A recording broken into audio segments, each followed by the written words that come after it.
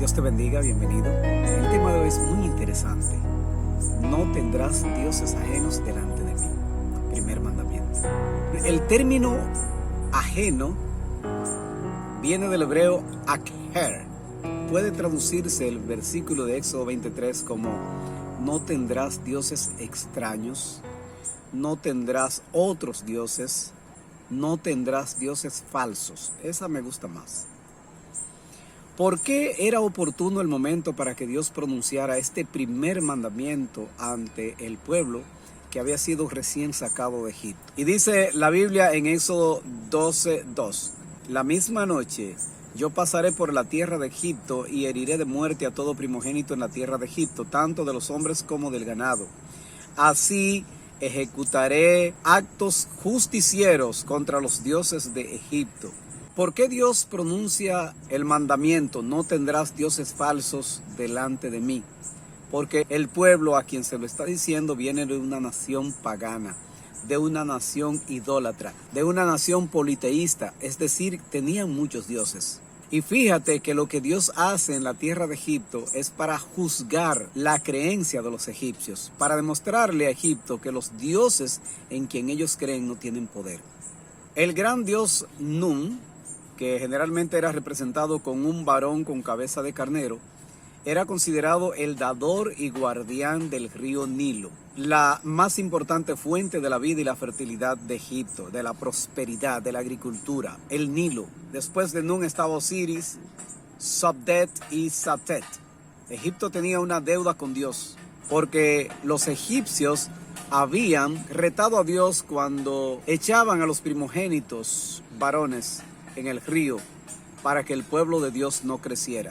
Los egipcios habían derramado sangre inocente como un sacrificio para sus dioses, y por eso la primera plaga que Dios hace es juzgar a esos dioses a quien se está venerando con este acto, y convierte las fuentes de las aguas en sangre, pero principalmente el río Nilo.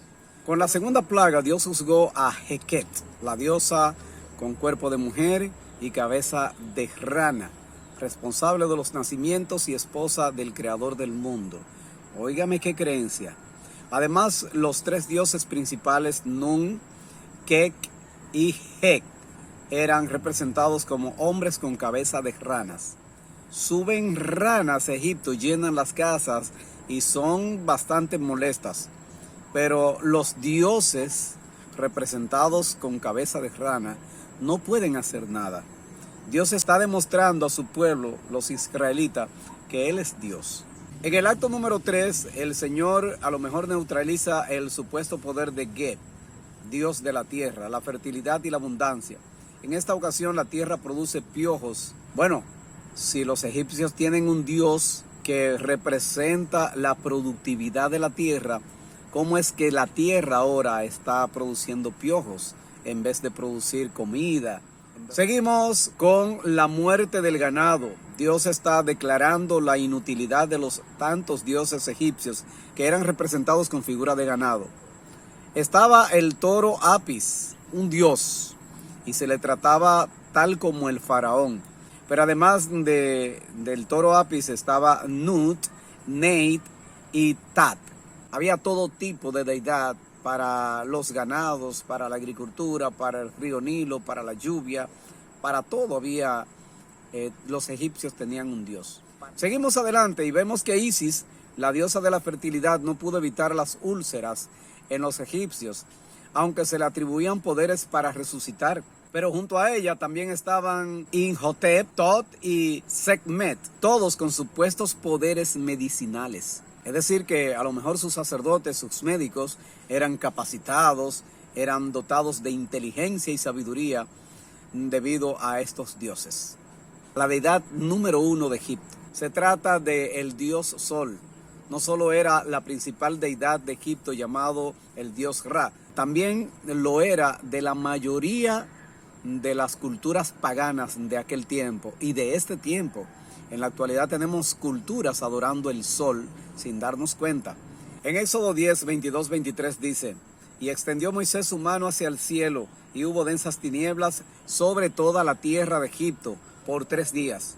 Ninguno vio a su prójimo, ni nadie se levantó de su lugar en 3 días. Pero todos los hijos de Israel tenían luz en sus habitaciones.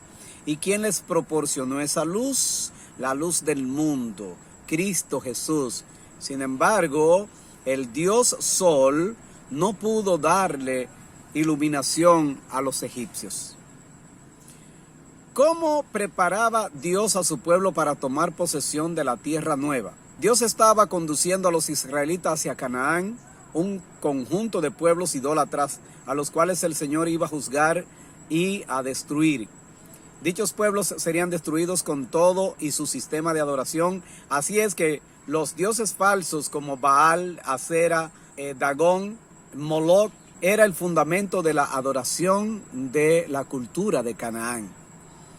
Dios está sacando un pueblo que viene de Egipto con un sistema de idolatría en su cabeza y lo va a introducir a una tierra donde el fundamento de su creencia es también la idolatría, la hechicería, la superstición. ¿Cuál es el real problema cuando los humanos caen en idolatría? Lo primero que nosotros debemos saber es que quien dice no tendrás dioses falsos, dioses ajenos, extraños, delante de mí, junto conmigo, es Dios. Y cuando Dios dice algo es porque Él sabe que a nosotros nos conviene. Número 1. Cuando la mente humana adora a las criaturas en vez de adorar al Creador, cae en la superstición y luego es presa fácil del maligno. En segundo lugar, como los dioses falsos no tienen poder, el poder lo toma el ser humano, imponiendo cultos, formas extrañas de adoración y casi siempre contrariando las disposiciones de Dios, contrariando la palabra de Dios, adulterando la sana doctrina.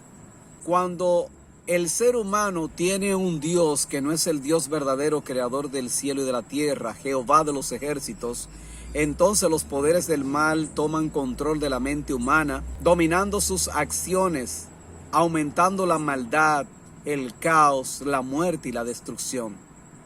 Y número 4, los humanos desprecian a Dios como creador, como sustentador, porque el ser humano llega a pensar que se sostiene por sus propias fuerzas o que otros dioses lo pueden sustentar. Y también desprecian a Dios como salvador.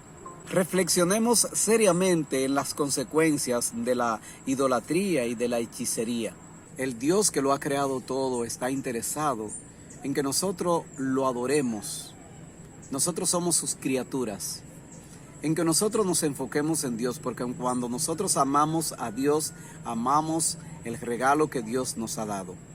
Cuando nosotros amamos a Dios, también amamos a nuestros prójimos. Cuando nosotros amamos a Dios, amamos menos las cosas de este mundo y entendemos que todo lo que hay en el mundo pasará. Es tiempo de que volvamos a los 10 mandamientos. Una nación tan importante como Estados Unidos llegó a tener monumentos en sus diferentes estados a los 10 mandamientos, llamados Ten Commandments.